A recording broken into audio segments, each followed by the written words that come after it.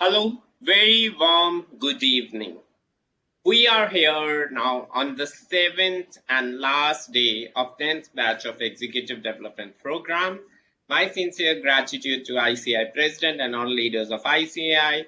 We at Committee for Members in Industry and Business have carried out this initiative for our young members who have qualified in the last 5 years from April 22nd, and your experiences and your positive feedback has always encouraged us to do different things, and our speakers from all across the world have spoken on varied topics. We have here Committee Secretary Mr. G. Ranganathan present here today, and our first speaker of the day, Sneha Lohia, who is present here. And after Sneha's session, we have two more sessions with one speaker who will be speaking on excitements of being a chartered accountant from Dar es Salaam, Tanzania, and the last session on soft skills. In this last batch, we have significantly focused on soft skills, considering its importance, and also on technology and opportunities, which has been our focus and demand of you for being covered in different batches. I would request all to please be responsive if any questions come from our esteemed speakers. And if you have any questions, please feel free to drop it through the box given on your webcast link, and those will be addressed in the meeting. Sneha, I'll briefly introduce Sneha. Sneha is a chartered accountant from our institute with 20 years of experience in India and Dubai in manufacturing and service industry. She is also a member of Institute of Chartered Accountants of England and Wales, UK. She has worked for prestigious organizations like ICI, Vedanta Group, Aditya Birla Group, Jindal Group, and OMA Emirates Group. Her areas of interest are IFRS, group reporting and audit, compliances, project feasibility and analysis, budgeting and valuations. She also has interest in research and has done PhD from Delhi University.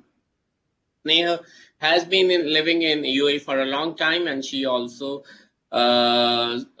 supports our overseas office in Dubai with being a guest faculty for different subjects for different students. And she is also a Toastmaster and actively participates to help people improve their communication and leadership skills. Thank you so much, Sneha, for being here and to cover a small half-an-hour session on an important topic.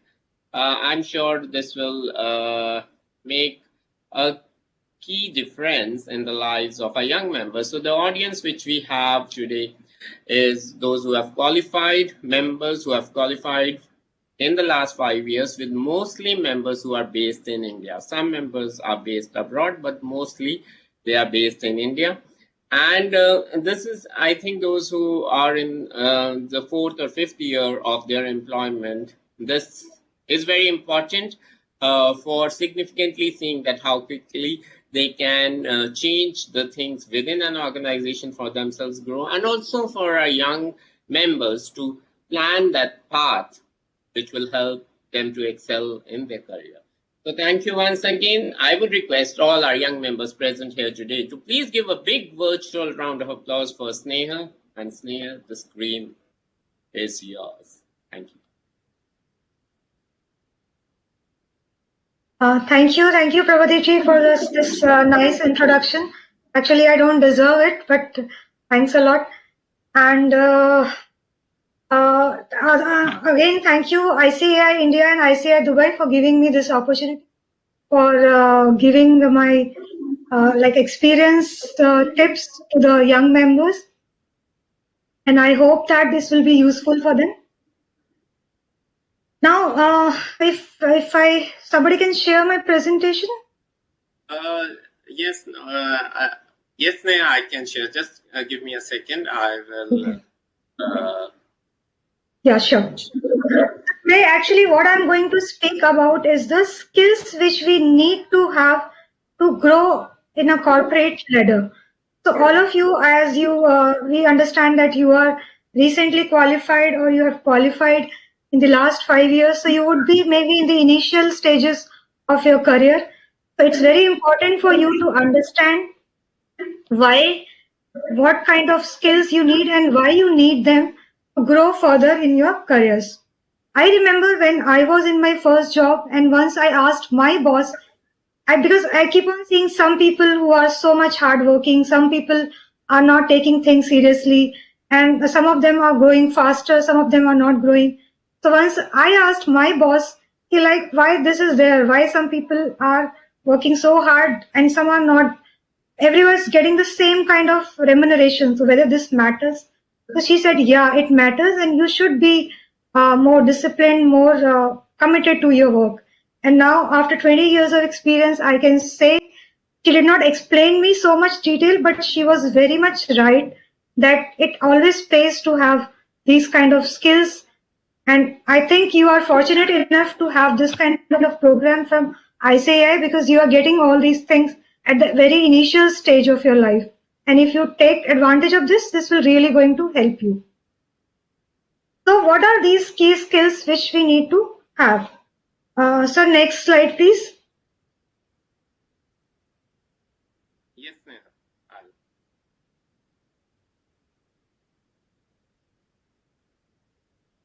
This is the corporate ladder where we have to grow step by step. So next slide. But if we will see in the next slide that these ladders, these organization structure is very much kind of a pyramid shape. So if you see here, this is a pyramid shaped structure. So if you see below, the area is broader. So there are so many people in the area, which is the first step of an organization. But as you grow up, the size has become shrink. There's a narrower area. So if you have joined in an organization where they have recruited 5 people at the same level, but if the promotion has to happen for the next level, it will be only 1 or 2. And further, if you grow, the vacancy at a higher level is always less than the junior level. So always there's lots of competition. You can see lots of people trying to grow further. So if you have to stand out of them, you have to have the skills which can make you go there. Okay, so we'll see what are the skills. The next slide, please. So there are actually 2 types of skills which anybody can have. One is the technical skill and other is the behavioral or soft skills. So we need to understand what is the difference between these 2 kind of skills. Can we move to next slide? Yeah, just one moment. It's taking a little time. Okay, no problem. So technical skill is nothing but the basic our area of interest or our area of work. So like we all are chartered accountants. So finance and accounts is our area of knowledge. So it can be anything. It can be IT. It can be a scientist is having scientific knowledge. A mathematician has maths knowledge. A mechanical engineer is expert in his area. So technical skill is something which is our area, which we need to know anyways. Otherwise, we are not eligible for the job for which we are working. Soft skills are the common skills. These are the personality traits, personality behaviors, which are common with everyone. And these are the skills which are interpersonal skills, which help in working with others and also to grow further. So we need to have both kind of skills to grow further. Next slides, please. First, we will see what are the technical skills. So as we know, we being a chartered accountant is our technical skill. But is that enough? No. To grow further, that is not enough. If, let's say, I'll give you an example. Suppose you as a chartered accountant has joined in an organization. Now you have studied so many subjects in your chartered accountancy, but are you going to work in all those areas? No. You will be working on a specific area. So maybe let's say you are working in the hardcore accounting. So you are doing reporting, you are doing accounting, you are getting the audit done. That is your area of specialization. Of course, you have to be updated on that area, whatever is your specific area. Now, that is not enough to grow. You also have to have knowledge of the areas where you are not working. Like if you are not working in taxation, you cannot just simply leave that. Okay, I studied tax in my chartered accountancy, that is enough. That is not enough. Why that is not enough? Because if you have not updated in tax, if some other vacancy come in the taxation department, you will not be able to go that side. And if you keep on working in on your specific area, it's very difficult to move upwards. Because to grow vertically, you have to have knowledge of all your horizontal areas as well. Because a person who is going to grow vertically should know more than one areas of below him. Because if you're simply working on one area, your boss will not be working on simply on that area. He may be working on reporting, he may be working on taxation, maybe he's working on treasury as well. Unless you know all those areas, you cannot grow. So you need to work, first you need to move horizontally and then only you can move vertically. So you need to update yourself with other areas. You need to update yourself with the new laws which are coming up. The laws keeps on changing. So if you don't upgrade, you cannot grow further. You have to skill yourself with the latest technologies. Otherwise, you will not be able to grow because you have to be aware of the latest technologies and the technologies are changing fast, right? So next slide, please. So now, once we understood what is need to be done on the technical, which is still easy actually, because we are expert in those areas and upgrading is not difficult. Let's focus on the more difficult area, which is the behavioral areas or traits which we need to master. These are the skills which actually help us to take it to the next level. So these are like interpersonal skills, which is common to everyone, whether it's an engineer or a chartered accountant or anyone. So what are these things? Some examples are teamwork, influencing skills, problem-solving skills, time management, as you have heard these things, time management, communication earlier also, conflict resolutions, stress management, decision-making, resilience, flexibility. So we'll discuss some of these in more detail. So next slide, please. So teamwork. So I think this is teamwork is something which everyone need to master.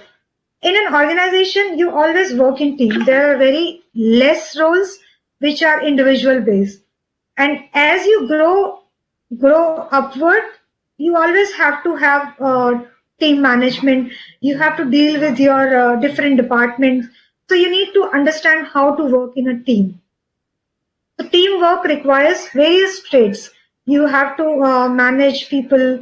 You should have good skills to get along with people. You cannot be rude. You have to have motivational skills, how to motivate people, how you can yourself be motivational. So all those things you need to master. Next is effective communication. So I'll not spend much time on it because you have heard it before also. We had public speaking lectures. We had yesterday also we had a lecture on communication. So effective communication is always important to work effectively and to grow further in an organization. The main thing here you have to keep in mind is the message which you want to convey should go to the person in the same way, the way you want to communicate. All right. So that is effective communication. The next one is adaptability. So when you're working in an organization, everything is not as per your wish. You need to be adaptable to the situation. You have to be flexible. If you are managing a team, this quality is also required. A team management, unless you are flexible with people, unless you are flexible with the situation, you have to deal with different departments.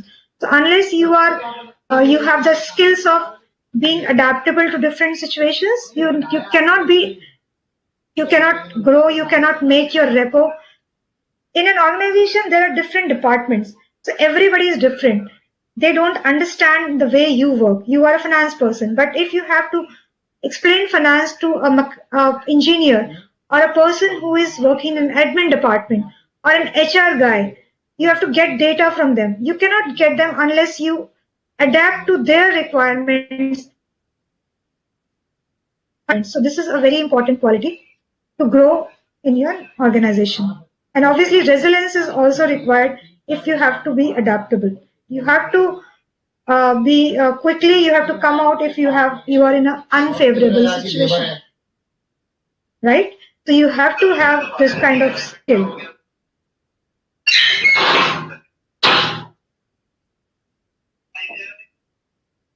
Next slide.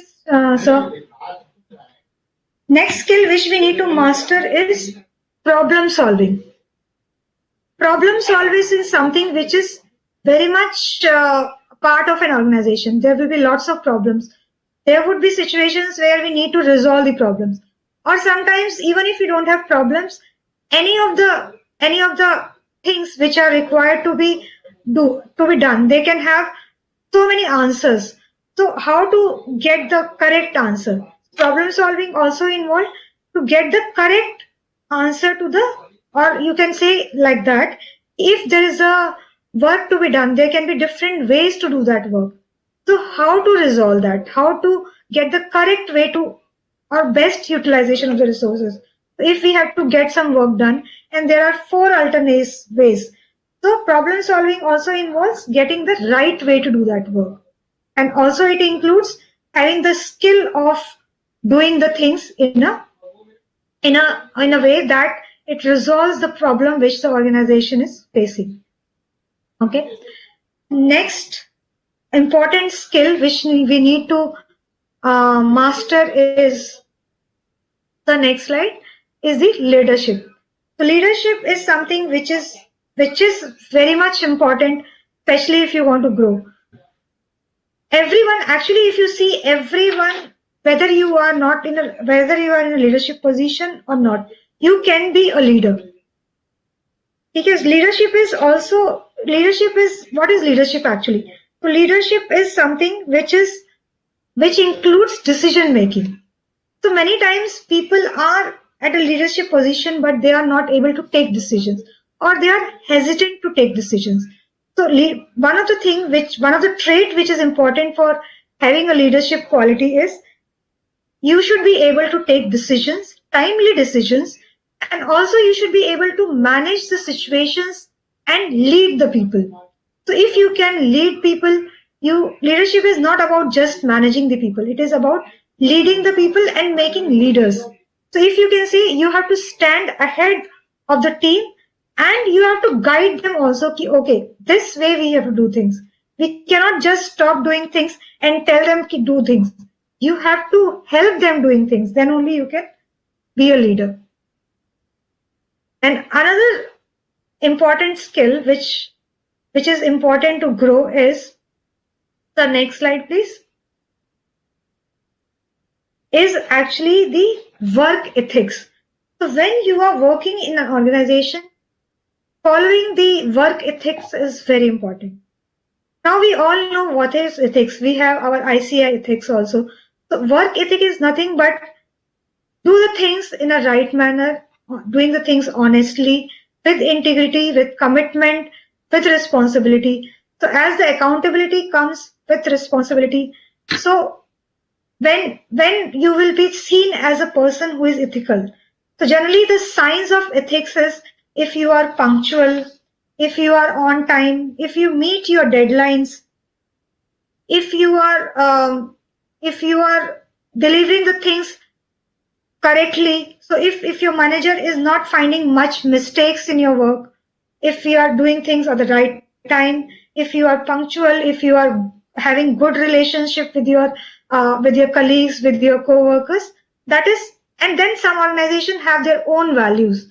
So if you follow those values, so if you are ethical, it is very simple to be ethical. Work ethics is very simple, but it requires little discipline. That is the only thing which you have to follow. Next skill, which is very, very important and which is have been discussed earlier also, is time management. So I'll not spend much time on this. It is very easy to understand, but actually it is very important, and most of us sometimes ignore it. So my suggestion is to be very specific about it. Put the habit of doing time management from the start of your career itself. So as you are starting your career, try to follow a proper time discipline. Spend at least half an hour of your time in the morning to like manage your daytime. So plan your day in the morning time. What is very important to do today, which I have to complete today itself? What is the thing which I have been delaying for a long time and for which I can make out time? See your timetable. What is the meeting time? Where you can take out 2-3 hours for yourself and complete your things which are pending and which needs your attention in more detail. So if you do this in the morning, it will be very easy to do your time management, right? This is one of the important skill which we have to master. Now I have made some slides for what we should not do and what we should do, which is also small things, but which is very important. So habits we should not keep, like we should change these habits if we have it. The first one is delaying things which are not urgent. So this happens quite frequently. We keep on focusing on urgent things and we keep on delaying things which are not urgent. But what happens later because of this? These things become very urgent one day, and then we have to finish it somehow because we are not doing it on timely basis and we are delaying it. So we should change this habit and try not to delay things. Not working hard enough. Sometimes we don't work hard, like we take things casually, but we should work hard and do our 100% commitment to things. Ignoring problems. Sometimes we know that this area is problematic. I need to improve on it. Or this team member has this problem. I need to resolve that. But we keep on ignoring. Okay, we'll see. So we should not ignore problems like that. Forgetting names and other important things. These are very small things. Like sometimes we forget names, but actually it gives a very wrong impression. We should not forget names. Even if we have this habit, we should write it and we should try to remember things which are important and names of our people we are dealing with. Making excuses. Many times we make simple excuses for things which we don't do. We should not do that. It's give a very wrong impression. Overindulging, taking too much, talking too much, eating too much. Sometimes we talk too much in team meetings or with friends. We spend too much time, and sometimes when we talk too much, we say things which are not like good to say. So we should not have a habit of talking too much or eating too much in meetings, especially. Saying yes when you want to say no. Many times we say yes just for the sake of like the person should not feel bad or we how to say no. So we should not do that. If something is to be said no, we should say no to yes. But we should have reasons to say why we are saying no for that. Not listening. Sometimes we don't listen to people. We are so biased sometimes, or we sometimes simply ignore because, okay, this person, why I should listen to him? He is not worth listening. No, we should listen to people. Then only we can. Listening is also leads to good communication. So if we don't listen properly, we're not able to maybe listen. It will become just hearing, and we will not understand what he's trying to say, and will not able to give our feedback. Interrupting people when they are talking. This is sometimes I noticed many times that people interrupt in between. We should not do that. Let them finish their talk and then we should say whatever we want to say. Not telling the truth. Sometimes we say small things which are not truth. So we should not do that. We should be truthful always, because truth always comes into picture and later, and then it gives bad impression. Okay, this person was not saying truth that day. Not taking care of details. So we are into finance, and actually our work requires that we always pay attention to detail. If we don't pay it attention, then sometimes our decisions can be wrong. So we should go into detail and while taking any decision or while doing the work. Letting your emotions control you. So we all are human beings and we all have emotions, but don't let your emotions control, especially in the corporate environment. Sometimes it give a very wrong impression. Not being on time. So not being on time is very small thing, and it just require a self-discipline. Try to be on time in the office, in the meetings. It's very important. Blaming others. Sometimes we see people keep on blaming others for small things. We should not blame others. If we are equally responsible, we should accept the responsibility. Being disorganized. We should be organized to do our works with proper commitment. We sometimes see people even at a higher level, they are very disorganized, and it gives a very bad impression about them. So to grow at a higher ladder, we should be organized. And then we will see some bullet points which is the good practice to follow. So habits which we should practice. So we should be proactive, we should be energetic. So have you seen sometimes people who are always stand, if somebody will ask somebody want to volunteer, they will come out with your hand. Yeah, I am there. I will come out. So we feel so much like positivity about them. They are so energetic. So try to be like that if you are not like that. Think big. Don't crib for small things. Even if small things are not happening as per your wish, ignore them. Think always big. Dress well and act like a professional always. So actually this point has come because I have seen a guy in my office who has recently joined and who always dress very well. Like he is always going for a meeting. So nowadays many organizations follow a very informal like dressing, but I like this a lot. So always we should dress well, like we are always ready to attend a meeting. Be self-disciplined. Being self-disciplined is actually meets many of your bullet points. If you are self-disciplined, you will be doing things punctually. You will be always be on time. You will be always committed. You will be always be ready for anything. You will be always meeting your deadline. So it always pays to be self-disciplined. Actually, so this is actually very important point. Be 100% with whom you interact. So nowadays people have habit of multitasking. So if you sometimes if you go to somebody's desk, they will be talking to you. They will be talking sometimes over phone also, and then in between they will keep checking your mails. But that gives a feeling of being ignored by the person who has come to meet you. So don't do like that. Be 100% with the person you are interacting. Maybe you can tell him, you can give him a short time that you have a meeting, but whatever time you spend with them, be 100% with them. Choose a positive attitude. Be surrounded with positive people. So if nobody can ignore the importance of being positive. So nobody want to be with the negative people who are always complaining. Even if you go, I have come to this person. So you should not be like that. You should always have an attitude which is positive. And if you be with positive people, they will always make you motivated. So be like that. Have a memorable engagement.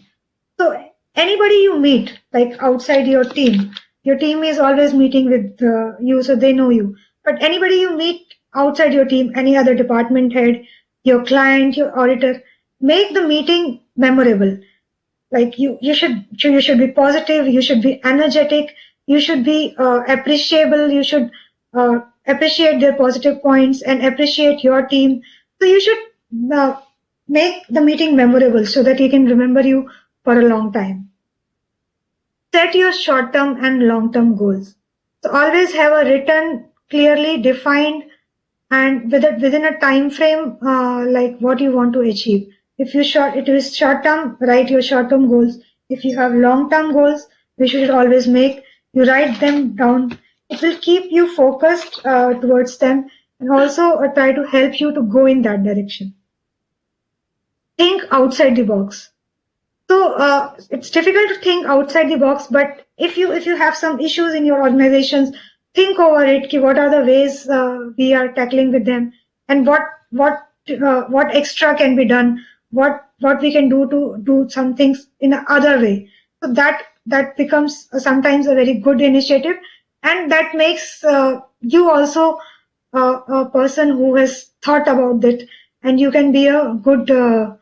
In good image of your employers. Practice perseverance. It is very important to be stick to what you want to achieve. Even if you're not getting the things which you want, don't quit them. In the long run, you will get. There are many examples which you can find in the history. Abraham Lincoln and many others like who has stick to their goals and actually ultimately they got it. So be strict to your whatever you want to achieve. Be passionable for your work goals. Passion is the word which we always associate with a sports person. How energetic and passionate they are for their whatever they do. So be passionate for your goals, for your work. Then you see how much energy you will get for it. And it will be so easy to do that. You'll not feel bored about doing those things. Always what you are afraid to do. So many times we are fearful to do things in the way we want to do, in the work which we do, because we are more comfortable with what we are doing. So we are fearful of, okay, this I have never tried, how it will happen, what are the circumstances, whether I will be successful or not. But always try to do things for which you have never done. Collect data about that. Get more information. Talk to people who are doing those kinds of things. That will give you energy to do that thing, and you can do that easily. Keep calm and cool in all situations. Many times you will see that things are not favorable. You will have stress. For example, like if you have to meet deadline and your team member are not there, so you have to complete the work of your team member as well. You'll be stressed out, but be calm, and then you can finish the things on time. And it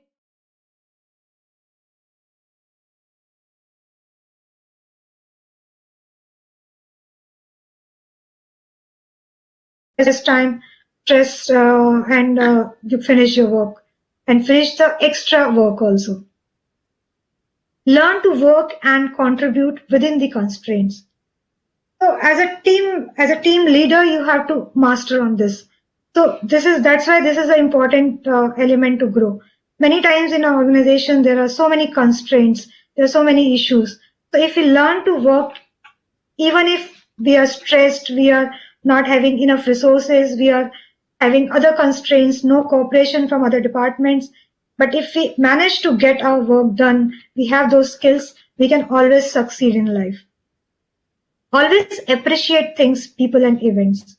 So if people are doing good work, if they are good in their work, if the events are managed efficiently, if things are done in a good manner, always appreciate, because people will feel good about you and they have done the hard work, so they deserve the appreciation.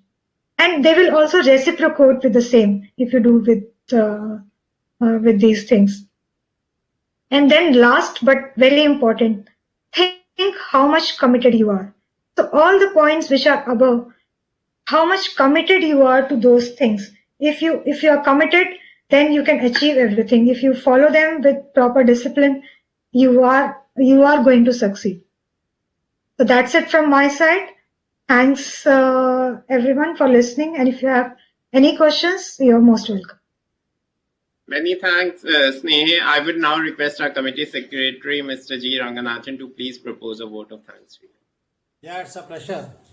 CA Dr. Sneh Lohia, you had started your career with ICAI and you performed a regulatory role by being in the discipline department, and you thereafter switched over to manufacturing and service sector. You also acquired professional qualifications including a doctorate. I believe there is no better person than you to talk about rising high in the corporate ladder than you. ICAI is proud that you started your career with us. You very rightly brought out the importance of being good in technical as well as behavioral skills. Your advice are updating oneself in technical areas and being in sync with technology, and at the same time honing one's soft skills. A sort of 10 commandments that you listed out are well taken, and we are sure will stand our young members in good stead in their professional career as it has helped you. A very wonderful session indeed, and a proud moment for people like me who are your former colleagues. Thank you so very much for sparing your time. Thank you, sir. Thank you. Yeah, many thanks, Nay. So now we move on to our second session of the day with CA Kapil Garg, who is based in Dar es Salaam, Tanzania. Kapil is a commerce graduate from Chaudhry Charan Singh University, Meerut, and he completed his graduation in 1994. He qualified as a chartered accountant from our institute in May 1998, became a fellow member in Jan 2004. Kapil is also a member of the National Board of Accountants and Auditors Tanzania, and he's also awarded as a CPA Tanzania. In addition, Kapil also holds diploma in IFRS from ACCA. Kapil was in audit and tax practice in New Delhi from the year 1998 to 2008 for about 10 years before moving to Tanzania in the year 2008. In 2008, he joined the CPA firm Chana Sirikumar and Company, which was Morrison International member at that time, in Dar es Salaam as the audit manager. He became a partner in the year 2016 when the firm was an independent member of Grant Thornton Network. He specialized in Tanzania tax laws and is leading the tax practice of the firm now. The firm is now known as Balakrishna Sirikumar and Company, and he provides tax consultancy to many banks, insurance companies, and other multinational clients of the firm. He has a very rich experience in handling the taxation matters during mergers and acquisitions. Kapil has a very good rapport with the local regulator NBAA and also with tax authorities, and he has been advisor to the various boards and authorities in the country. Kapil is currently serving in his third term as a chairman of our Dar es Salaam chapter and has been contributing since the beginning of the chapter. Thank you so much, Kapil, for being here and sparing your time. The support which you give to ICI initiatives as a chairman of the chapter and also as our member in Africa to support the initiatives in Africa has been so significant that with words we cannot express it. And I would also like to make a mention that in Tanzania chapter has always been on the list of best chapter awards, and while in Kapil's term had won the first prize in the category 3 of the best overseas chapter award. And there's so much what Kapil keeps on doing, and it is a recent example of a new FAFD course which we have been doing, and that we have been able to implement because of Kapil only. I would say more than 50% contribution in that is of Kapil. Thank you. And I will not take much of your time because it's already already 6, I would say 6:40. And I would request all our young members to please give a big virtual round of applause to Kapil and Kapil the screen.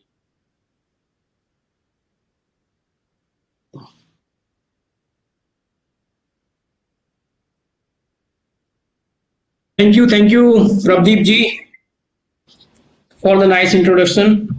I hope I'm audible, Prabdeep ji. Yes, Kapil. Perfect. Okay, very good. Thank you very much for that nice introduction and your kind words. It is. I feel alma mater towards the institute because institute has given me everything, and it is my time to give back whatever I can in whatever terms I can. So I do that, and I will always be doing that for you and for ICI always. Thank you very much for your kind words. Now, a good evening to all of you. In Africa, we say, Abarija Jeoni Nabibi Nabwana. That means good evening, ladies and gentlemen. I've been here in Tanzania for over 14 years now, so I know a little bit of local language I can speak. First of all, I would like to thank ICI leadership, our president, C. Nihar sir, and the committee for members in industry and practice for organizing these batches. and this is the third time I am appearing in as the faculty in one of the batches. And I would like to thank especially Rangnathan ji and Prabdeep ji, who have been in all the batches on all the days. Just imagine. So that is something which you are doing. We are appearing only once in a while, but you are doing each batch and every day. So I really thank you to doing too much for our newly qualified fellows. Coming back to my chapter topics given to me, the excitements of being a chartered accountant, learn to succeed anywhere and everywhere. Let me start sharing my screen. I will not be having too much of slides, but I will talk a lot.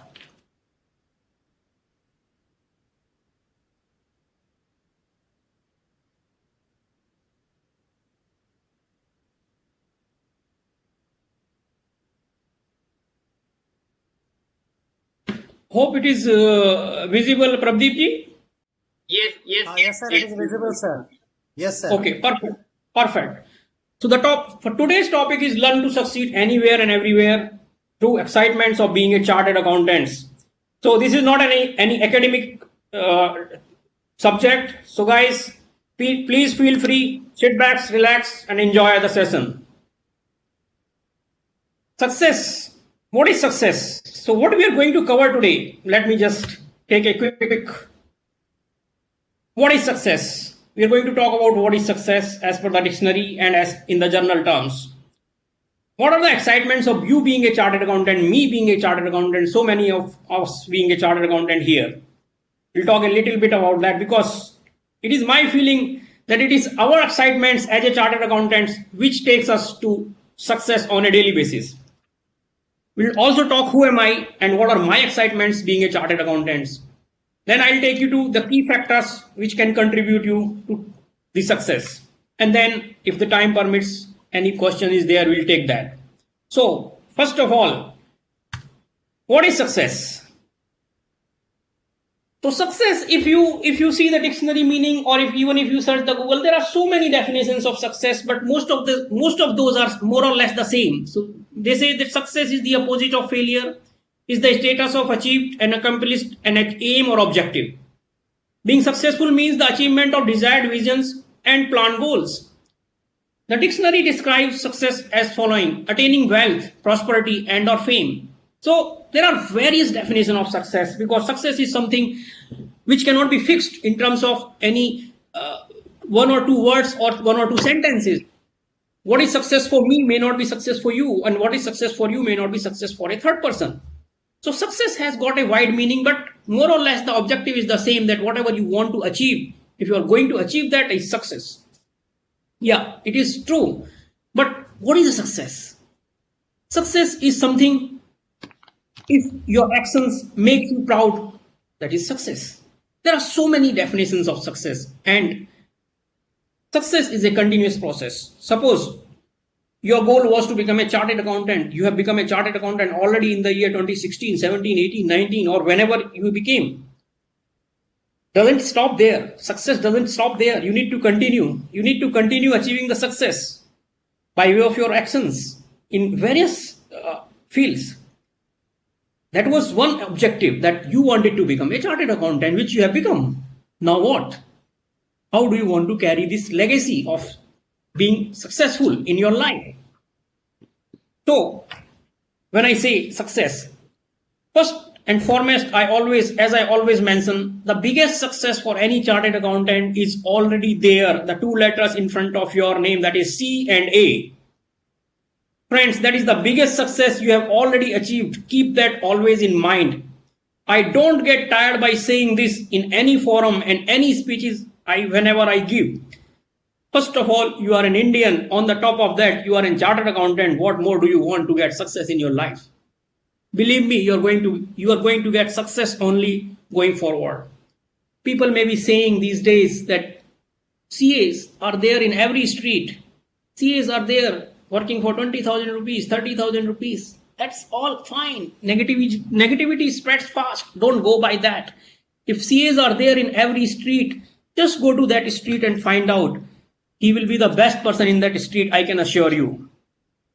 And if a CA is working for 20,000, 30,000 rupees today It is just the starting point, or there may be certain conditions which are, in which he's working. But let me tell you, friends, a colleague of a chartered accountant also, if he's working at the same range, you see the growth at which the CA will go. So as I always mention, chartered accountant is the biggest success. You have already got it, and feel proud about it that you are a chartered accountant. You have already got the success. Be excited about it. Stay excited. Those two words which are there against your name, that is C and A, CA. Be excited about it, and always be excited about it that you are a chartered accountant. You already have the license to walk on the path of success. I'm repeating it already. By getting the CA degree to your name, the day you got chartered accountancy against your name, you already got the license to walk on the path of success. And you have to keep that always in mind and stay always excited that you are a proud chartered accountant.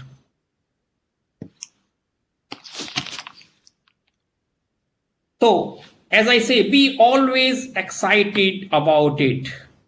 Why you should be excited about it? Mind it. You are one of those. We are around 327,000 chartered accountants, if I'm not wrong at the moment, little bit up and down. In the population of 1.3 billion population of India, feel proud. You know what is the meaning of it? 327 or 330,000 chartered accountant as on date out of a total Indian population of 1.38 million. You know what is the meaning of it? It means that not every 100, not every 1,000. In 10,000 persons, there are only 2 or 3 chartered accountant, 2.46 something to, if you go to accuracy. So you should feel proud about it that yes, you are one of those Indian chartered accountants, and be excited when you feel about it. Just imagine this and you will feel excited. I'm telling you, you will feel excited when you think that you are one of those chartered accountant members, which are very few in numbers. That too, they are spread all over the world.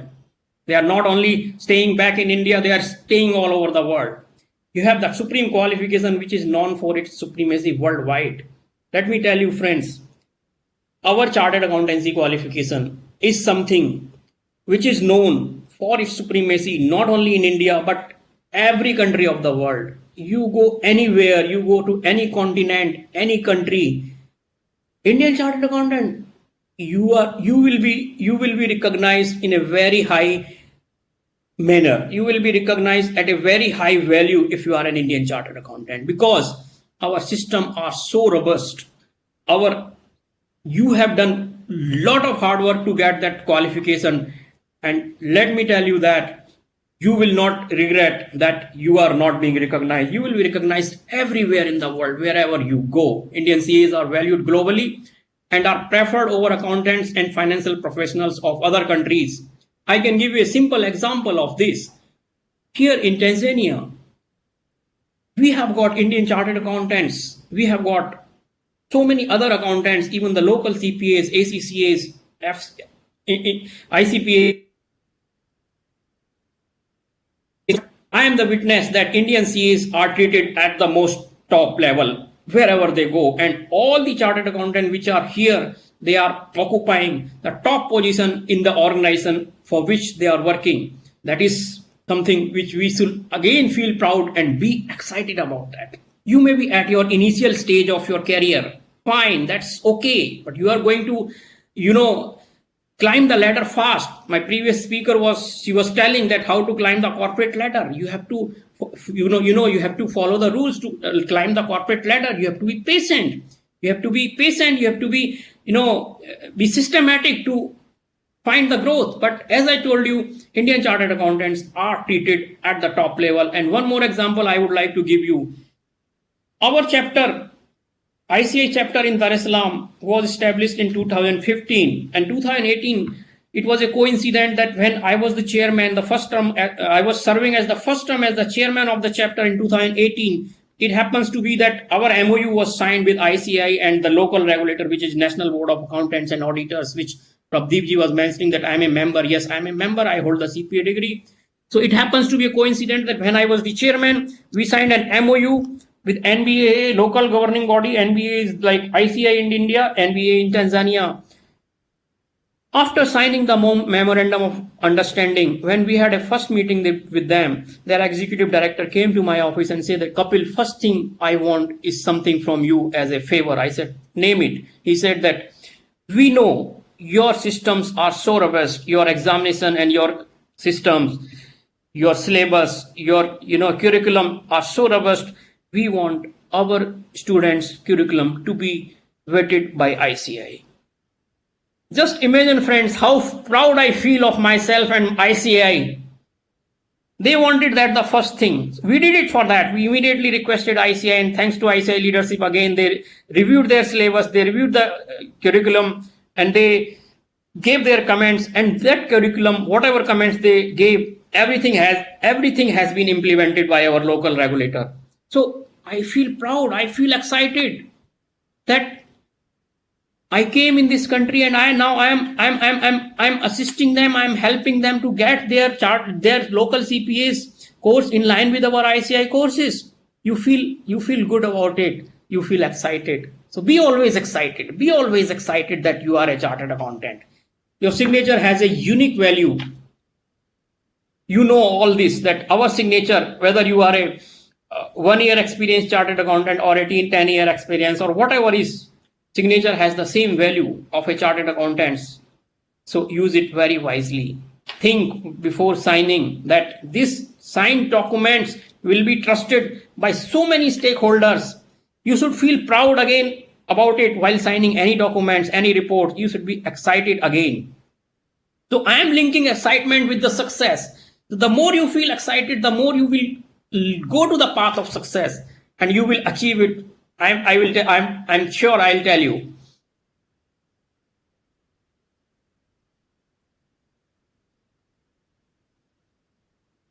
I would also like to highlight some of my excitement. Who am I and why I am so excited always to be a chartered accountant. Why I am telling you all this, that I want you also to be excited that you are a chartered accountant. And you also should get the success through that route, because being excitement is also one of the constraints, one of the key factors of getting the success. I am also a proud chartered accountant like any one of you. I'm not saying that once you become a chartered accountant, you stop your study there and you stop doing anything. Keep on doing your specializations, whatever you are looking forward. Even I did so many courses after that. Even now I am doing some courses. So my excitement of being a CA started even when I was in class 8. I didn't even know what is CA. What does a chartered accountant do? Probably I was not even knowing the full form of CA at that time. But what I knew is, what I got to know when I was in class 8, that CA is something very reputable. What does he do? I don't know. Excitement started there, that no, something reputable, you should do it. These days you have got so many options, so many consultants, so many counselors who advises you do this, do that. Those days there were not. We used to get only very few limited options. So my excitement started at grade 8. My excitement started when I got admission in ICI. After completing my graduation, I still remember the day, 23rd of November 1994, when I got admission. When my form was signed by my principal to get the articleship, and very next day I went to ITO office and submitted that form. That was the excitement.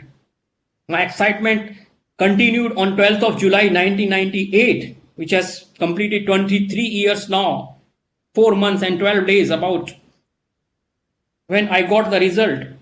Those were the days we used to go to ITO to check our results, not unlike these days when you have all these internet facility. Internet was not there at all those days. We used to go there, see our results. And since then, I am continuously excited to be a chartered accountant, and I am very proud of it. In addition to that, motivating factors, learning something new every day. Our previous speaker was telling so many things about climbing the corporate ladder. Some of them are repeated here, I know, but Yes, learning something new every day. One or two lines I learned even from the past slide, which our previous speaker Sneh was telling us. Diverse industry insights, that is something which is my passion. I want to enter into any new industry which is there, which you can look into the data, look into the aspects of it. That is my passion. Meeting dynamic people. This is my all my motivating factors. I like to meet the dynamic people every day and find the win-win solutions to all the thing I do. What I also do is I would like to build a strong network in the region. Now, when I came to Africa in 2008, I didn't know what is Africa. In fact, even now people don't know what is Africa. Africa, we treat that Africa is just one country. I didn't know. I just came to Africa and I came to know that Africa is a continent having 54 countries which no other continent is having. And now we are building a network in Africa and we have already a good network through ICI chapters and other means. So I would like to build a strong network to get the success. Giving back to the communities is one of my passion. I continue this thing right from the beginning. Do whatever you can do. Have fun delivering results. So these are the motivating factors which makes me motivate to be excited as a chartered accountant. And once you start becoming excited about being a chartered accountant, you will climb the ladder fast. You will get the success very fast. So now, what are the key factors contributing to your success? That is my next slides. There are not many slides left. I always mention that remember always that you are a chartered accountant. Have that confidence in you always that you are a chartered accountant. Change your lifestyle to imbibe some of the following things in yourself. Be innovative and try to provide value addition in whatever you do. I think this was also mentioned by the previous speaker that be innovative. How and why you should be innovative? How you can be innovative?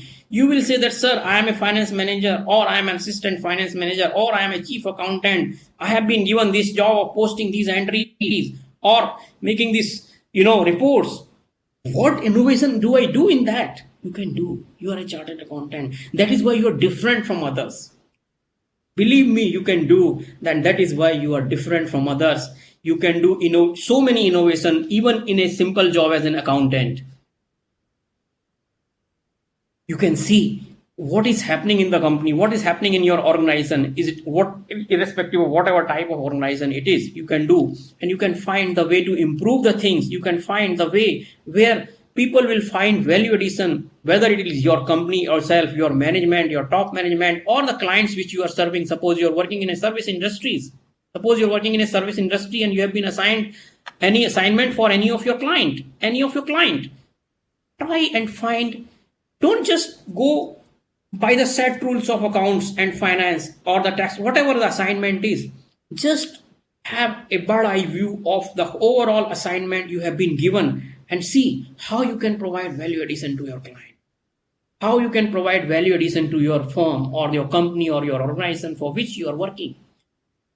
This will make your, climbing your corporate ladder very fast.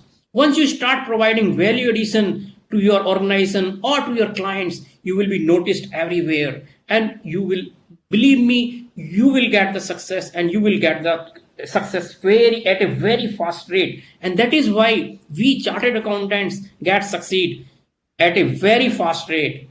And that is the reason that we are innovative. We think out of the box.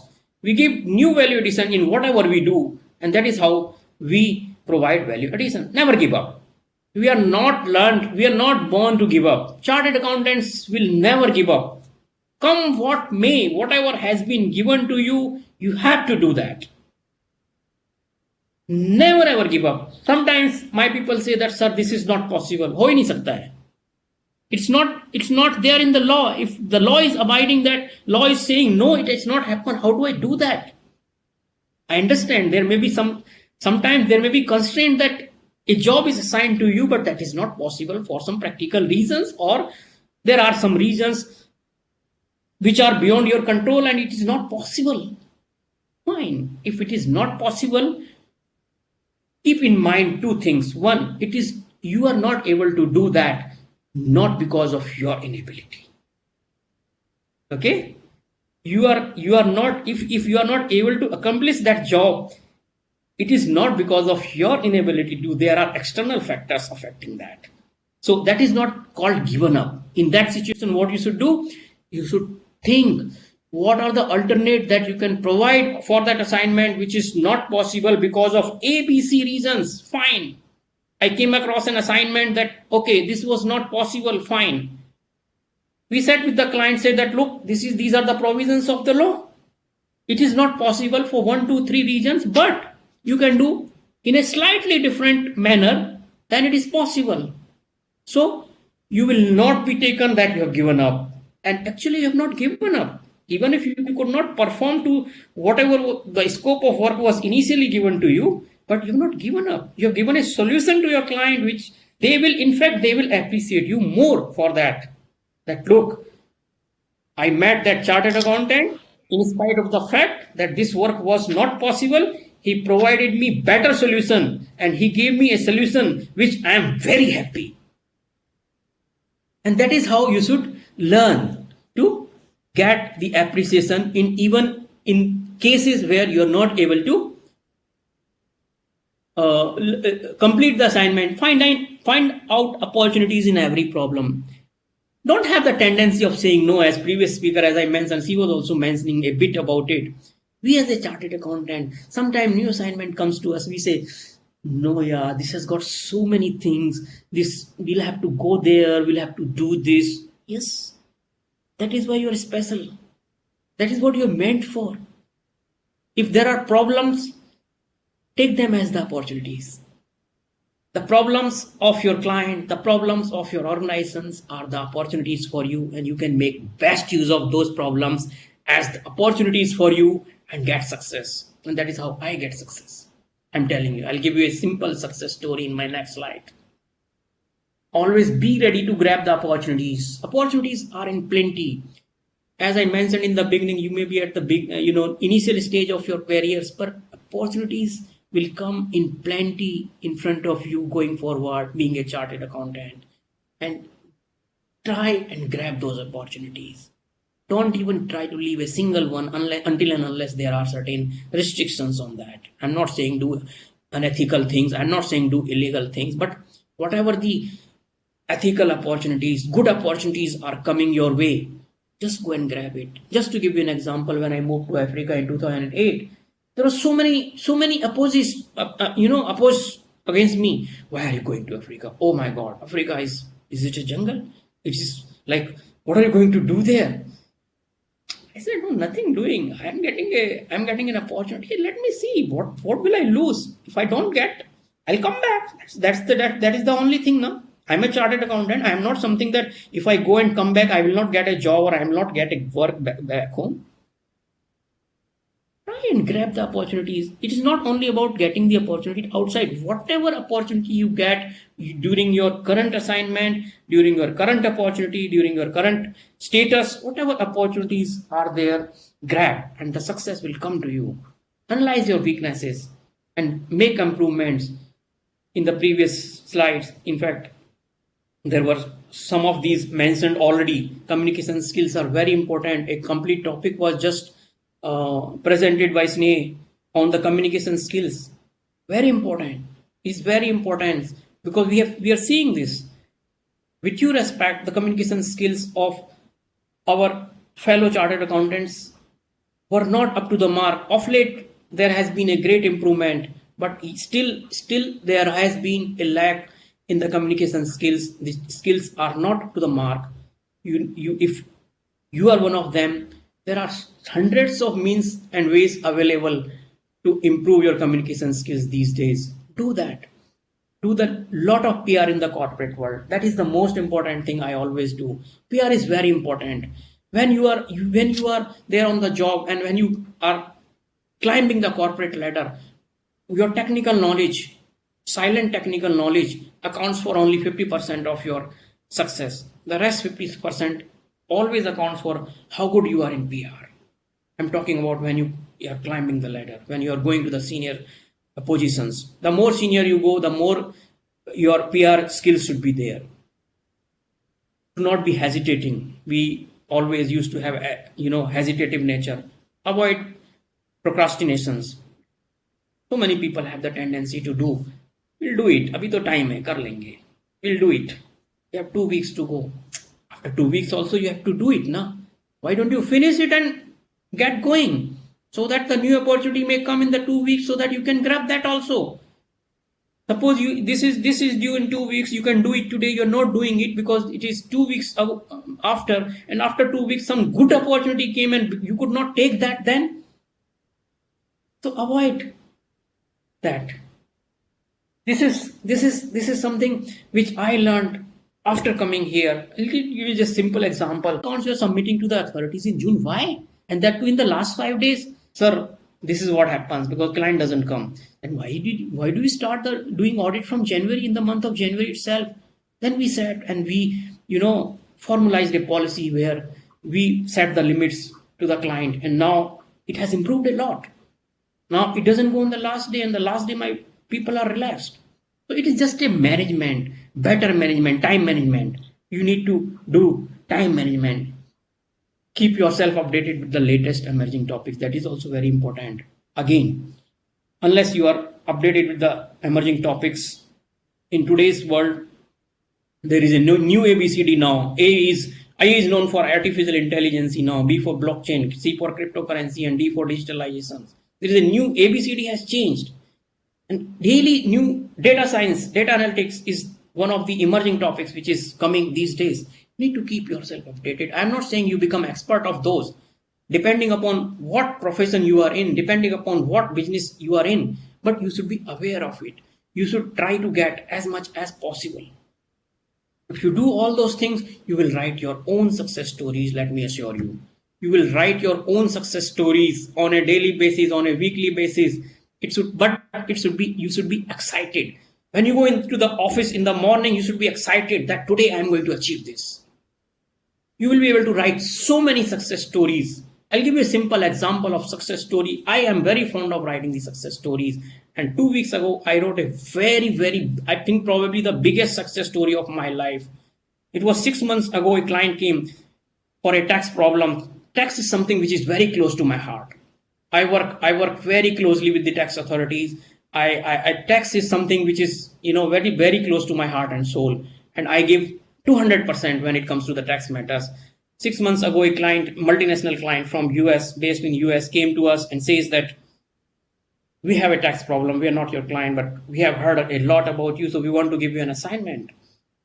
What is the assignment? The assignment was, there was a problem for last 3 years, 2011, 12 and 13, and problem was going on since 2016. They have changed 3 big fours to get rid of those problems in the last 5 years, and still they were not able to do that.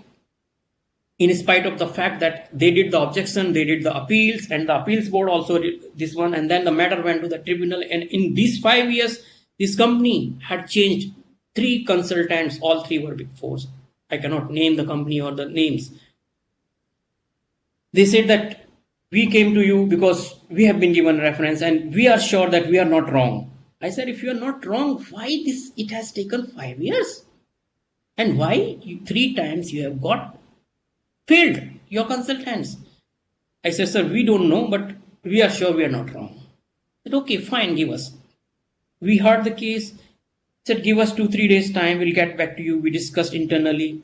We were also very skeptical whether we should take this or not, because there were so many if and buts.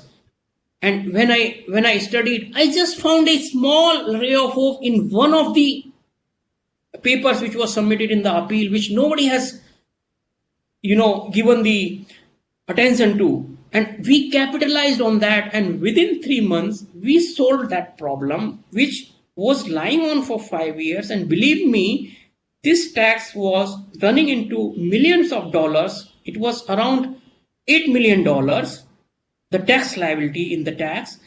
And with 1 point, we managed to get through within a period of 5 months and 14 days. Just now the decision came 2 weeks back. And the tax liability was reduced to only $400,000 from $8 million. That was one of the biggest success. I was planning to say no to that client because I saw the history, I saw everything. But when I studied, as I told you, I saw a very small point where we could have capitalized. We discussed internally. I said, yes, we need to capitalize. Nobody has looked into this. Done. So with all these proactiveness, with all these skills which I have mentioned, I have not mentioned all the skills, but these are the major skills which can be the contributory factors to get the key to the success. You can write your own success stories, guys. I think last I would say, as I mentioned before, stay excited, be proud, and feel the supremacy of being a chartered accountant. Thank you very much. I think I'm okay on the time. Thank you. Many thanks, Kapil. I would now request Mr. Rangamathan to please propose a vote of thanks. CA Kapil Garg sir, you defined success and how a CA can taste success by being in an exciting career. You very rightly mentioned that the biggest success is becoming a CA. It's after all one of the toughest examinations in the world, and coupled with a rigorous 3-year training at a very young age, it makes a newly qualified CA a finished product. Thank you for highlighting the glory associated with the CA degree and also for being the face of ICI in Tanzania. The excitement of being a CA and the proud feeling of being a CA itself will bring lots of successes anywhere and everywhere. Thank you so very much for your time. Namaskar. Thank you, Kapil. We now move on to our last session of the day and last session of this program and this series with Nandan, who is based out of Dubai, UAE, CA Nandan Bendarkar. Nandan is the managing director of MBK Auditing. He hails from a small town in Maharashtra. He's born and brought up in a typical Marathi middle-class family.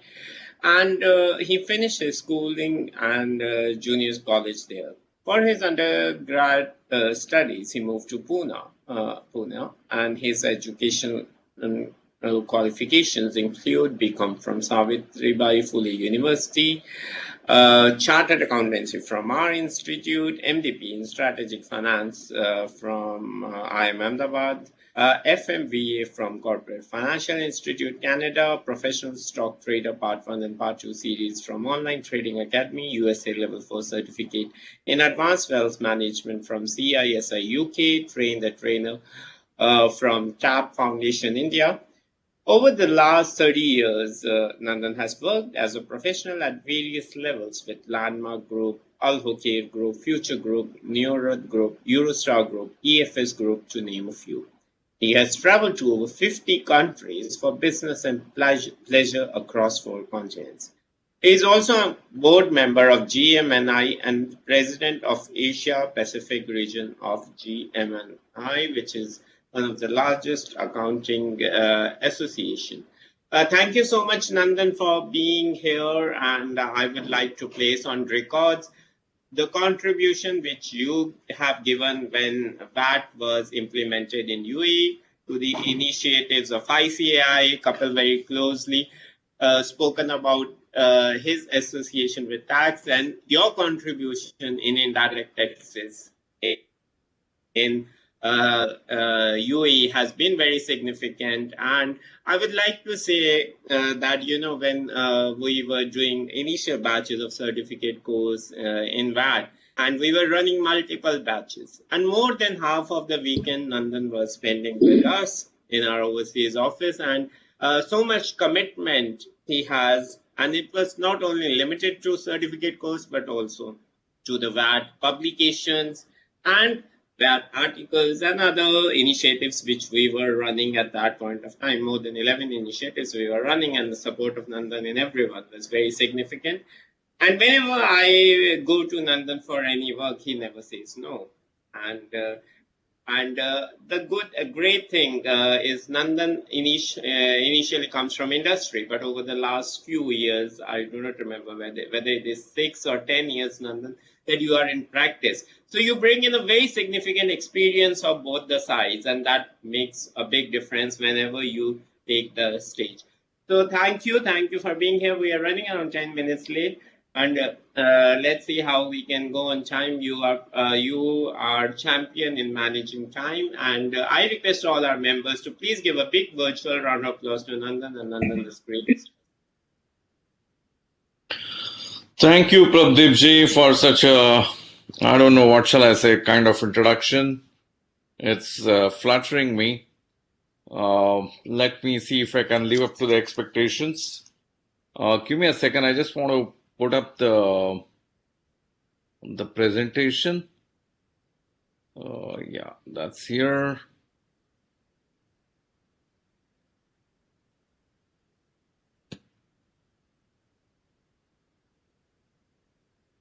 Are you able to see it? Yes, we can see.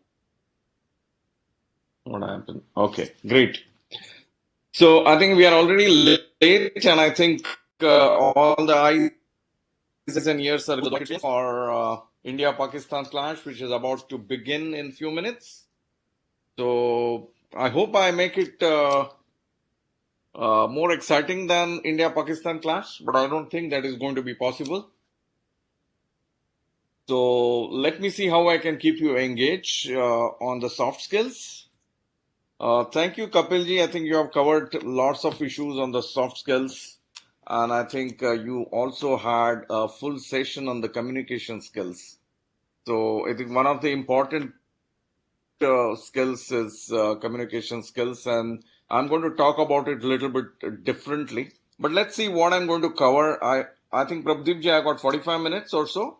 Yes, Nandan, if you can manage, otherwise we can extend by 10 minutes as you feel. Okay, fine. Let me try and do justice to the time and to people's expectation on what is happening from Dubai Stadium. So we'll briefly see what are the soft skills, why soft skills, what are the key soft skills, and how to learn soft skills. I mean, first thing keep in mind, the soft skills is something, I think it's one of the soft skill is attitude, and that is something we are born with. But I'm not going to cover that why that attitude is important. But every soft skill is important, and it's not just the professional life, but it's personal life, it's day-to-day life. I always say I don't know whether you people listen to the Indian classical music, but when a classical musician starts singing, when he says his first sa, you understand the caliber of that singer. The same way, when suppose you're walking in for the interview, the way you walk in, the way you show your attitude in that walk or gait, people will realize what kind of material you are. So soft skill is not just, again, as and I'm going to repeat this several times, it's not just in professional life, but it's personal life, because it relates to relationships. With your soft skill, you build lots of relationships, or you kill lots of relationships. Whether you are liked by many, whether you're liked by few, it all depends on how you speak, how you carry yourself, how you appear, how you present yourself, what kind of work you do, what kind of feelings you express with others. So it depends on lots of things. So basically, what are the soft skills? It's the personal attributes that allows you to effectively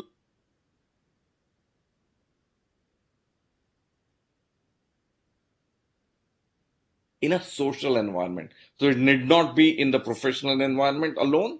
It also is important that how you behave socially, because nowadays, you know that, social media is so powerful medium that somebody will take your picture and post it on Facebook or LinkedIn or Insta, and immediately there are millions of people watching you. And at times, those people will start even commenting on those things.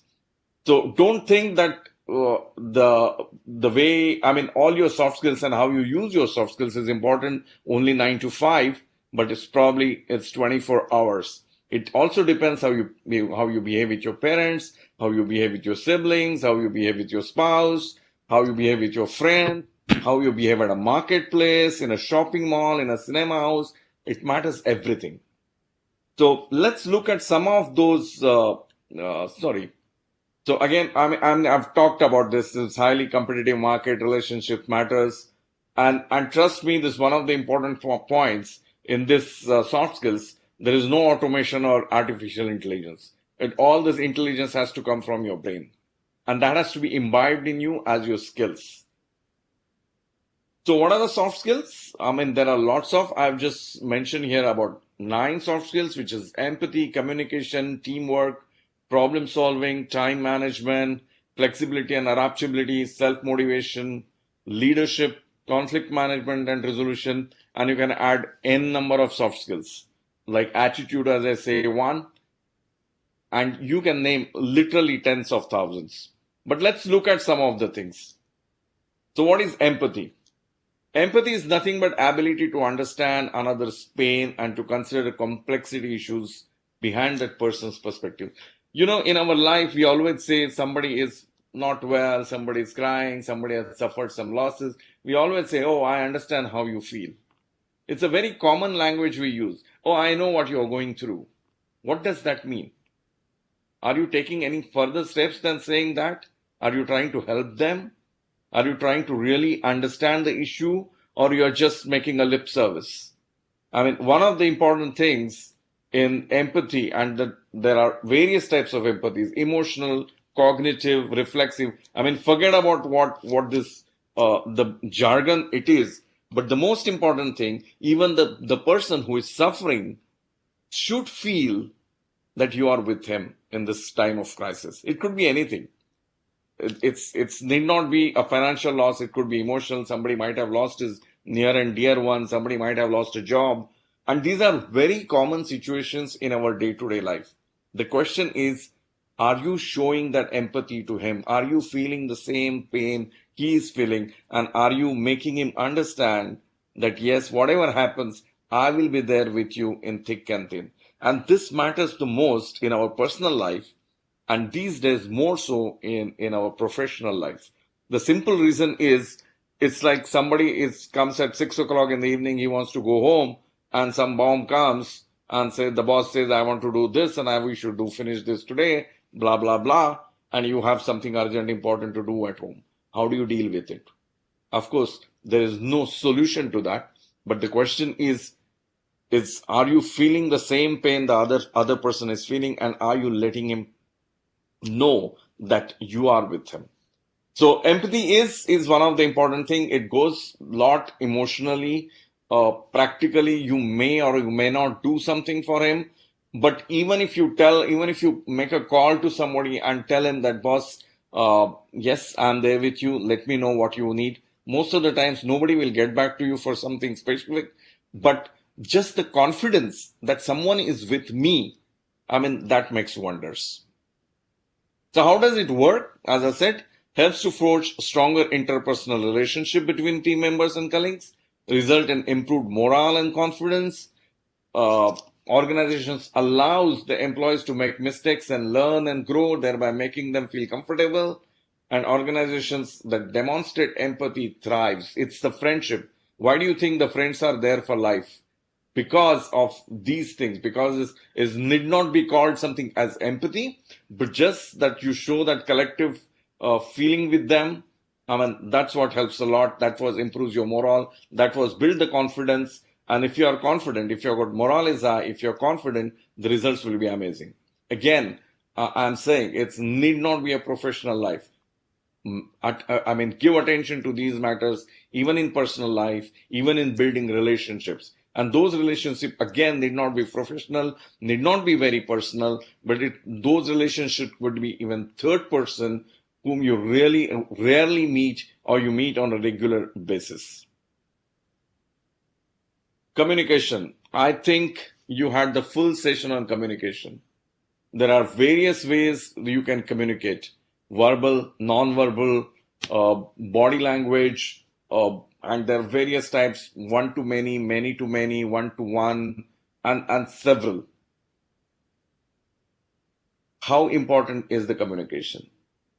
I always say some people, they appear great people unless they open their mouth. And once they open their mouth, you understand their intellectual drought and verbal diarrhea, as they say. So it's important, and that's what I'm not going to spend much time on all these other things like clarity and conclusion, confidence, openness, picking up the right medium, listening, feedback, non-verbal. But I want to come to one particular slide. I'll skip this even. This is the slide, which is called Wait, Why Am I Talking? It's very important thing that why am I talking? That's the question you should answer yourself. Because if you see, I have something important to share, is this the right time to share? If no, don't talk. If it is important, is the right time to share? Is it a fact or an opinion? If it is opinion, don't share. If it is a fact, please share it. Is it a part of my job? No, then don't talk it. But if it is yes, then please be concise and do not try to impress.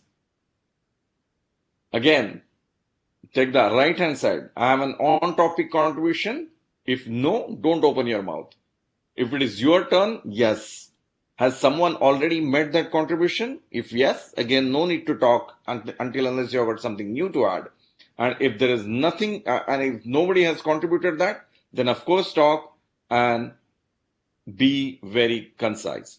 Now, of all the things, I find this, there are people who either speak or they don't speak, and they want to hold it.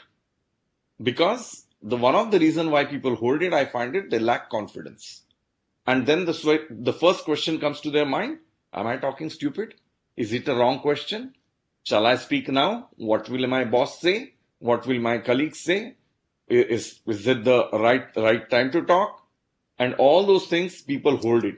Once you go out of the meeting room or some of the, but I told you so, I thought so. Why do you do all these things? Simple question, ask yourself a question, do you need to talk? If you think you need to talk, please talk. Because I always say, people come into the office and they stare and, they just keep quiet. And I always ask you the question. I said, there may be artificial intelligence, there may be automation, but I don't have yet a gadget to go inside your brain and find out exactly what you're thinking. Because if you're not going to think and if you're not going to talk what you're thinking, there is no way the other person is going to understand that what you are thinking.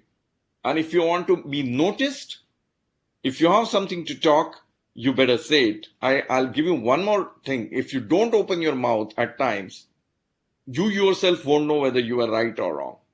But imagine a situation, there are 2 or 3 meetings, and all those 2 or 3 meetings you made the point and everybody accepted those points. Imagine the level of your confidence. So in the communication, talking is a must, no doubt about it. But what to talk, when to talk, how to talk, all these things matter. Most important thing, talking is important. But again, just as I said, it should not be a verbal diarrhea.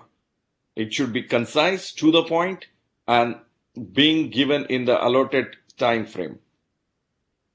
Again, listening is important. So if you don't talk, listen. And listening is another issue with the people because nowadays the mobiles are there. So meeting is going on, you're checking your emails, you're making your presentations, you're looking at your WhatsApp chat, and so on and so forth. There are so many distractions. So people do not listen. There is another story which I have not written in the slide, the question of reading. How many people read? In one of my offices I worked, we used to have something called 0 hour in the office. The 0 hour means there is 1 hour, 11 to 12 in the morning.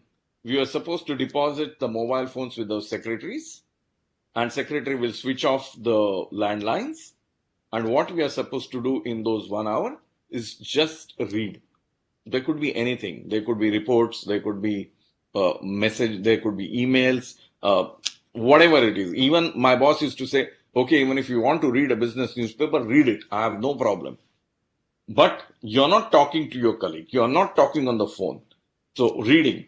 So in all this communication, whatever you think, I do a separate 2-day or 3-day seminar on communication alone, that how to speak and what should be your body language and what should be your hands and where should be positioned, where should you stand on the dais and where should be your mic, all these things. But 3 important facets of this: reading, listening, talking.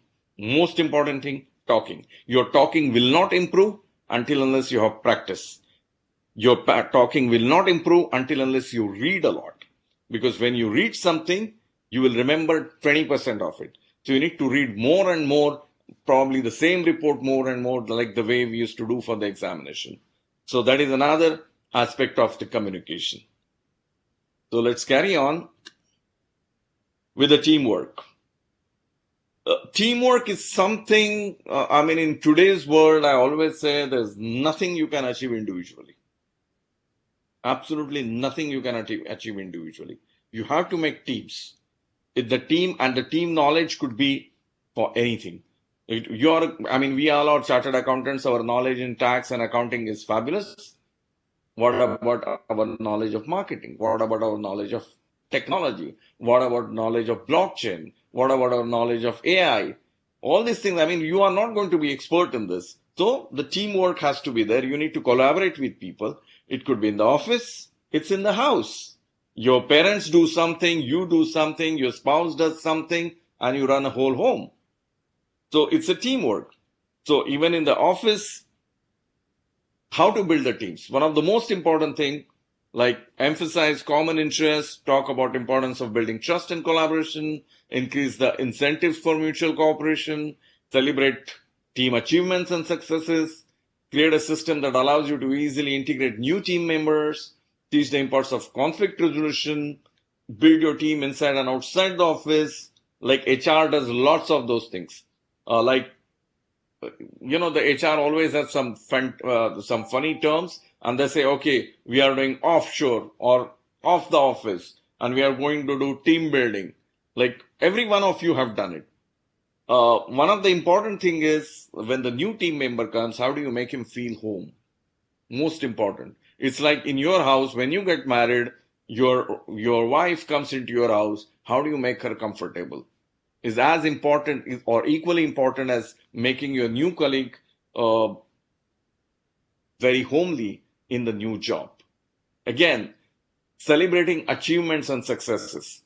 I always say you have to blow your own trumpet for your achievements. Nobody is going to do that for you own.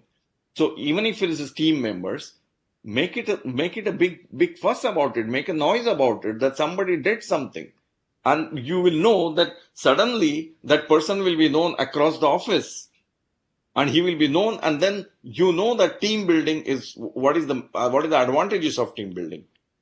Because those small things, for example, there is nothing new to do your job or to submit your report on a designated date. But if you just make it that this is the 5th month in a row we have submitted our reports in time, fantastic, why not? Make it. Everybody will know about it. And then nobody knows that that's your job. If you don't do it, that's a problem. But you are able to do it consistently, that makes a lot of difference. You talk about problem solving. Something is in our every mind, there's a conflict is going on from one mind to another mind. I want to do this, I don't want to do this. First thing in the early morning, I want to get up now or I want to sleep for next 10 more minutes. Conflict is there. Everywhere conflict is there. Whether I should eat this sweet, whether I should have this ice cream, I don't want to have this ice cream. Yeah? So even in the corporate world, there are problems. And this problem solving is an important skill. What are the steps? Define the problem, research the problem, alternate solution, blah, blah. You can make this chain much, much more longer or whatever. The important thing is, in among all these things, you recognize that there is a problem. If you sweep that problem under the carpet, you will never resolve it, and you will never know that the problem existed. It's like drug addicts. You know, they never agree that I'm an addict. Or same thing with the smoking, habit of smoking. People say, I want to leave, half the problem will be solved. But people don't accept that he is a smoker and he is addicted to smoking. Because they say, I smoke 1 cigarette a day, or I smoke 2 cigarettes a day, and that's it. But they don't understand that 1 or 2, that's a problem. And that needs to be solved. That needs to be recognized. Once you recognize, then you can take the steps to resolve that problem. But until unless you recognize that problem, your problem will not be solved. So essentials: creativity, teamwork, logical thinking skills, blah, blah. Again, I'll give you another example. This is among the, this encompasses the likes of teamwork, conflict resolution, the problem solving, and among the many things. I tell you my personal example. I had 2 guys in my team. Both were again chartered accountants. Both were brilliant. One guy was handling treasury function. The other person was handling AR and AP. The best thing is that they were brilliant in their work. The worst thing is they never used to get along with each other.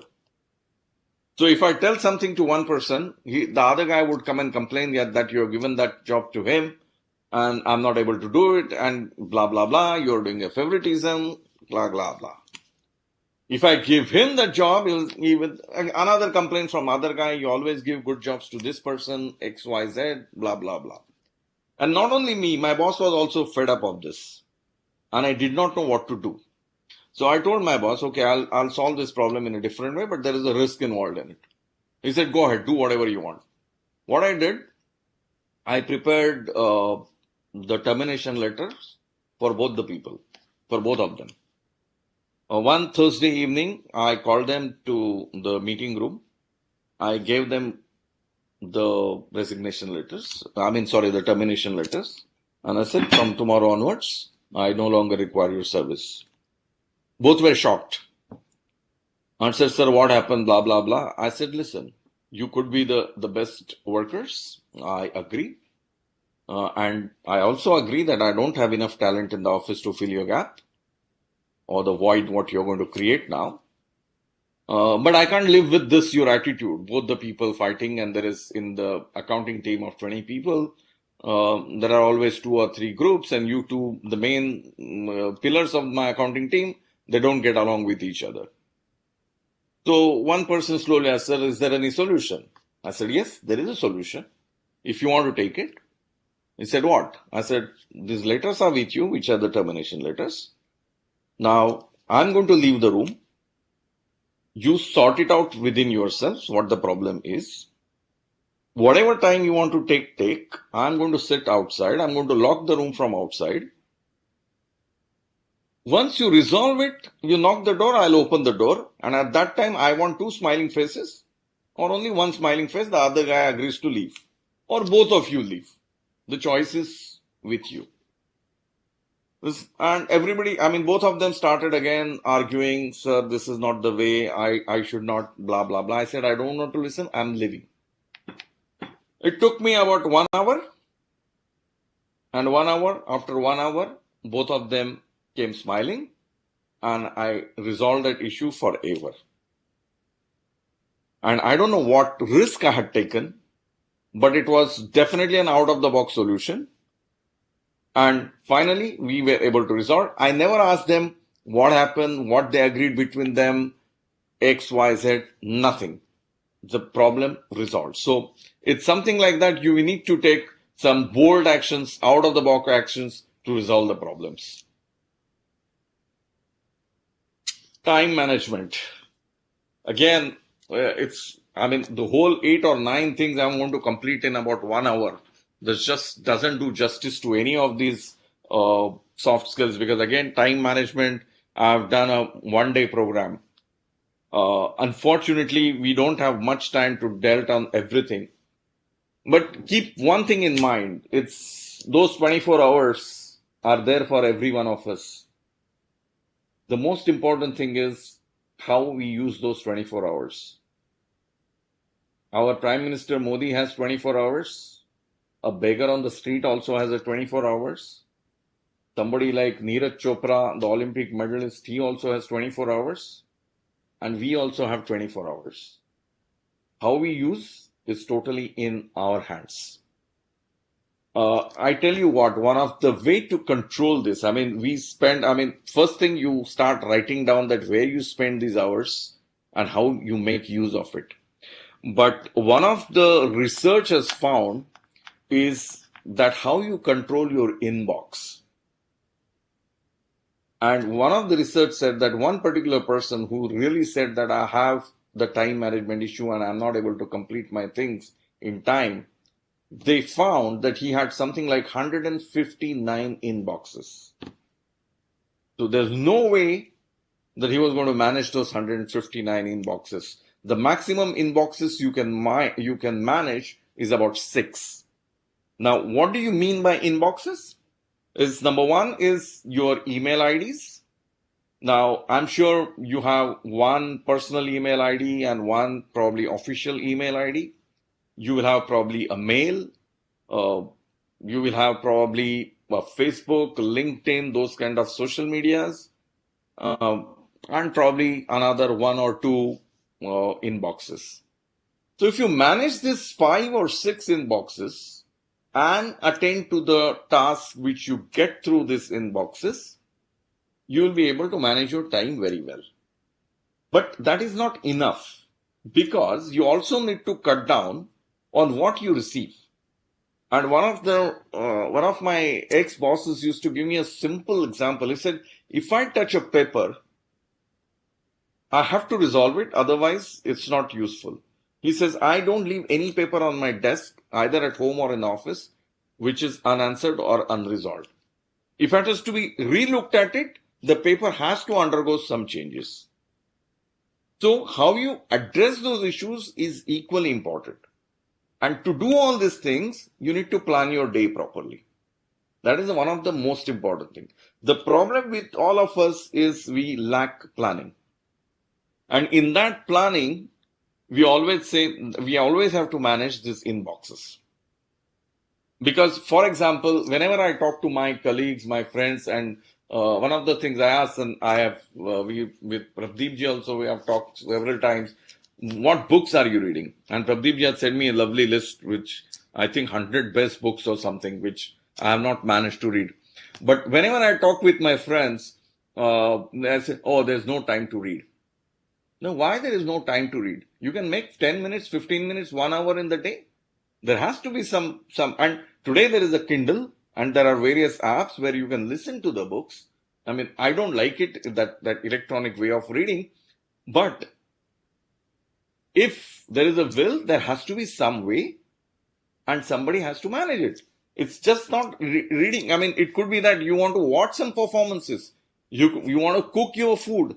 It could be anything. You want to manage your room properly on a daily basis. It could be anything. But if you don't plan it, it's not going to happen. So plan it, control your inboxes. Again, I mean, that list is there: schedule, prioritize, set boundaries, deprocrastinate. One of the things, multitasking. It's a real myth that you can do multitasking. It has been proven several times by several management scientists or whatever management researchers that multitasking is not possible. So if you're thinking you're a multitasker, it's a myth. Don't ever try it. Take one job or one task at a time and finish it. It's a very, very big misconception amongst all of us that I'm a multitasker. It does not happen, because when you leave one task and you come back to another task, you have to leave not only where you left, but you have to go a little bit back. And so always you spend probably double the time on each task compared to if you address one task at a time. So get over that myth. Flexibility and adaptability. the more I speak about it, the flexibility and adaptability, it will take me into 2-day, 3-day session, because I find, we are not flexible or adaptable at all by nature. This is the one of the biggest problem we have as human beings. I'm not saying that it is only you and not me. It applies to every one of us that we are not flexible. What do you mean we are not flexible? Okay, you are at home, came home for dinner, you wanted to eat XYZ, your mother has cooked something else. Oh, I don't want to eat this, I want to eat pizza, I'm going to order pizza. You're neither adaptable nor flexible. Okay, your wife promised you that she will cook pasta and she didn't, and instead she made rice. Oh no, I can't eat this. I am in a mood to eat pasta, so let's order pasta. You're not flexible. You have come to office with do something else. Your boss tells, okay, forget about this. This report is important. We need to send to so XYZ. Oh no, sir, I'm planning this. I'm not going to do this. Your flexibility, adaptability, bigger problem. Every walk of life, even if you don't get simple, if you're running for a bus and you don't get the bus, and if you want to go by auto or by taxi, again you have lots of problems. I'm spending more money, why this? And you keep on blaming this government is not running these buses in time. I don't get it. These roads are bad. Listen, most of the things you have to accept as fact of life. There are very few things which you can control and which are within your control, or you can control it. So there are lots of things which you do not control. So be flexible, adapt whatever situation comes to. Your life will be a lot more easier. So it's the capacity to be bent without breaking, the ability to change or to be changed as per the circumstances. And the more flexible or the more adaptable you are, I always feel that you will be more productive, which is another important thing or important benefit of being flexible. The characteristics: intellectually flexible, you're creative, willingness to learn, receptiveness to change, and so on. But basically what you're talking about is, I'm not fixated. I'm not fixated on my views. I'm not fixated that I'm going to do this thing only. It could be anything. The day it comes, I will take it, I will adopt it. It's like, you're playing a game of tennis or whatever, or cricket or football. You know the skills, you have the skills, but you don't know how the opposition is going to behave in a particular moment. So, if the opposition is strong, you have to improve your performance, but you can't improve your performance immediately. So you need to be flexible, you need to be adaptive. If you need to add a more person in defense, at times you need to add that same person on the attacking. That's flexible, that's being flexible. So, and adapting to the pitch, adapting to whatever. It's raining and you're still playing football. The question mark is whether you can't say that I'm not going to play because it's raining. The rule says even if it is raining, you ought to play. So it's as simple as that. So get over the good old days syndrome, be open to alternative solutions, be ready to the new roles, ready and help others generate alternative solutions, be willing and ready to accept the unexpected, keep your calm, demonstrate confidence. Again, the flexibility will, one of the benefits of being flexible is you will learn new skills. It's always, because, if you see the human evolution, or let's say, forget about human evolution, let's say the IT evolution. When I started, I passed out, we didn't have the computers. So we had to prepare all the final accounts in manually, and then boss says, change this. Okay, go pass the entries in the books, change the trial balance, change the audit report, change the accounts, all manually. Today, you change just one entry and Excel helps you to change the whole thing and just take a printout. And we had that, what job you people do today in probably 1 hour, we used to take 1 day or even more at times, because you have to change all the schedules. From the schedules, you need to change, the grouping, and then the final accounts, then the audit report, and then the notes to change. So it's as simple as that. So it will improve the skills, but you can't say that I can't do that and I'm not prepared to do that because I got another audit. So it's as simple as that. Self-motivation. Do you know which is the area where you need the biggest motivation? I don't think somebody can answer here, right? But anyway, I tell you, and I find that the biggest motivation, go and hit the gym. I don't know how many of you people go and hit the gym at least twice, thrice, 4 times a week, or go or do some physical activity like running or walking or playing a game. I mean, one of the difficult things to motivate. I mean, I can get up in the morning, but after getting up, somebody says, okay, now get ready and go to the gym and do some weightlifting or do some cardio.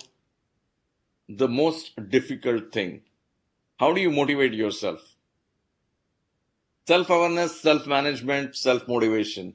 But as they tell you that how do you know or how expensive is the medication, and then they say that you miss something and then you have to really take the medication, you understand what is the cost of medication. And when you compare that cost of medication with the cost of gym, then you realize how cheap is to go to the gym and achieve something in the gym or any exercise. So biggest problem, self-motivation. Unless you are committed, unless you plan, this is really impossible. So one of the biggest tasks, get to motivate. Leadership. What do I say about leadership? We are leaders everywhere. And they say on an average daily, still 2 or 3 books are published on leadership. Again, it's a topic where you can talk for days and months, and you can do the seminars and these kind of talk shows on each and every aspect of leadership. Right from the first question, are the leaders born or are the leaders made? X, Y, Z. But I'm going to talk only on one leadership issue. Which is the most important job to be done by a leader? Again, I know that there is no response available on this thing. For me, one of the most important job a leader needs to do is to create many more leaders. Because people say that leaders are born and they are not made. And it's a controversial subject. I would say the leaders are made also, leaders are born, both the things. Some traits we are born with some leadership traits, but to make ourselves a complete leader who will carry people with you are rare. And the leaders which really lead and do something, they often fail to create their second line of defense or the second string of leadership. They always say in the family business that the family businesses don't go beyond 3 generations. And I feel one of the reasons why they don't go beyond the 3 generations is they fail to make those leaders from the 3rd generation. I mean, you must have heard, again, talking about family generation, you talk about the empire of Bajaj Auto. And after Rahul Bajaj, both his sons, Sanjeev and Rajiv, have taken over their businesses, one in the Bajaj Finance and another is in Bajaj Auto. But Rajiv, before taking over as MD of Bajaj Auto, he spent substantial amount of time on the shop floor in the engineering department. So that was creating the leader. I mean, Rahul Bajaj, I think he has done a fantastic job in creating those 2 leaders who are leading those businesses in a fantastic manner. Probably, I would say, a notch better than even Rahul Bajaj. So one of the most important thing is creating leaders. I mean, if you are able to create leaders, I think you have done your job. But most people fail because, again, take it from the example of, I'll give you an example of British Labour Party when Margaret Thatcher was Prime Minister. And she created John Major as a successor. And he was an able leader. But not all the political parties are able to do that. I mean, in India, we have enough number of examples of how the leadership runs into the family only, irrespective of the fact whether you have the qualities of the leaders or you don't, and whether you take some efforts to become a leader or just by the virtue of taking birth in a particular family, you become a leader. Generally, in the business world, don't look at the leader even only as a MD or the owner of the company, but there should be a leader in each department. There should be within each department, there are teams, there should be a team leader. Even in the teams like football team, there is a leader for the defense, there is a leader for the attack. Even in the cricket, they say there is a leader for the bowling attack, there is a leader for the batting, and so on. So, very important function of leadership is to create the leader. And I always draw parallels from the sports world because I feel the sports is one area which teaches you to take the victory and the defeat in the same manner. It teaches you how to live with the defeat, and it teaches you how to rise from that defeat and win again. So the leadership skills are a lot more visible on the field than anywhere else. And that is where I think the business leader, it becomes important to recognize the talent who could be the next leader. So the leadership is very, very important aspect. Every person, I feel, is a leader within himself.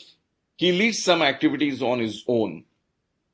But again, whether he can make others to follow him, that's $1 million question. And if you can do that, that means you are creating your followers, and within those followers, you will create some leaders one day or the other. Again, I'm in self-awareness, personal development, focus on developing others, strategic thinking, cultural cross-creation. There are various aspects. It's not the topic which you can finish in 5 minutes or 10 minutes. You can go on for leadership for ages, as I say. Conflict management and resolution. Where there is a conflict everywhere. The biggest conflict is in your mind, whether to do something or not to do something. And in the business world, if you allow the conflicts to grow, it can reach a point of no return. But allowing conflicts to take place at a limited level, it will always help the organization. For simple reason, if you're a yes man, everybody will say yes to the leader, and there is no conflict at all. And that's also equally dangerous situation. So there has to be, somebody has to make an opinion or a comment which does not follow the leader's path, and that's where the conflict will start. And organizations, or even within the teams or within the household, there should be conflict so that everybody is heard. There should be a conflict so different opinions are put on the table. But the same thing, somebody has to be aware that this has to be resolved immediately there and there itself with proper kind of analysis of the situation, maybe more facts, more data, more numbers, anecdotes, whatever it is, and has to be resolved. You cannot have this trait within yourself that I do only the conflict management and I will not resolve it. This won't work. So you have to take it. If there is a conflict at any level, you need to resolve it. So again, for that, all these skills or the soft skills are interrelated. You need patience, you need listening, you need emotional intelligence, you need open communication, positivity, and again, the willpower to resolve it. So don't get defensive if somebody comments aggressively. Don't get defensive if somebody expresses opinion which is not matching with your own opinion. These are part and parcel of the rules. You have to be a team player to do this. You have to understand and you have to give space to others to make them feel home, to make them express their opinions. You never know where the resolution will come from. So, I can go on and talk on these things for ages, but let's see, can I learn the soft skills? And the resounding answer is yes, you can. Is there an age limit? Is there a time limit? No. You can improve it every day. Knowingly, unknowingly, you keep on improving. You keep on imitating others. You keep on, like when we were young, and I didn't come from the convent school or the English medium school. I learned in Marathi. And one of the things our teacher used to tell, watch the news.